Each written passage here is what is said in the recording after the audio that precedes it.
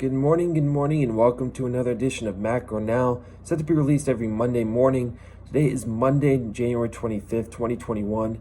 My name is Alexander Turro, Senior Market Strategist here at RGO Futures, where we contextualize the rates of change of growth and inflation, not only here domestically, but globally as well within the context of the prior week.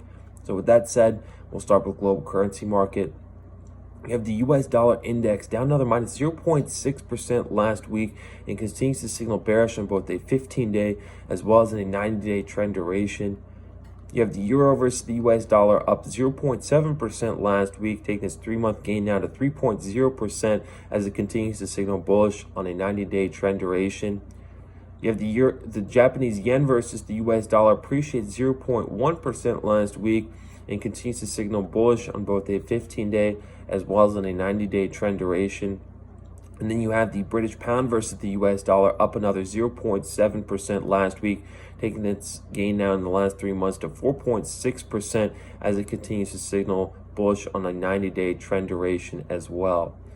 And so despite the US dollar depreciating once again, you do have some of the major commodities finally correcting from their cycle highs last week, with the CRB index correcting minus 1.4% last week, taking its 3-month gain down to 13.9% as it continues to signal bullish on a 90-day trend duration.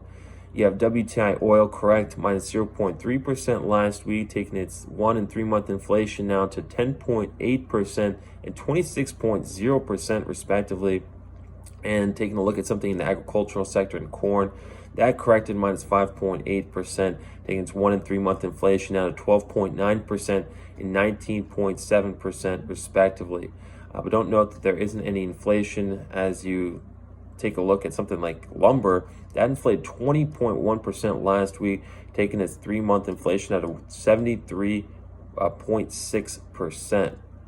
And so touching on the global and emerging market equities, you had the emerging markets enjoy that down dollar, appreciate another 2.6% last week, taking its 3-month gain down to 22.6%. You had the Kospi appreciate another 1.3% last week, taking its 3-month gain down to 37.1%. And you have Taiwanese stocks appreciate another 2.6% last week to now plus 24.0% in the last 3 months alone. Touching on interest rates, you got long-term treasuries with the U.S. 10-year yield. Those were up 17 basis points now in the last 3 months. And on the other side of that, you have gold, which is down now minus 2.5% in the last 3 months.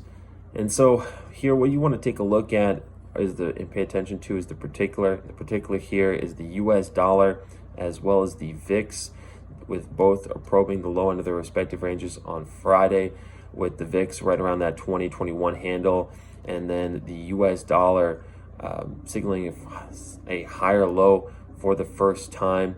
Just do so in consideration of where we are in terms of equities at all-time highs domestically as well as globally in Asia, as well as commodities.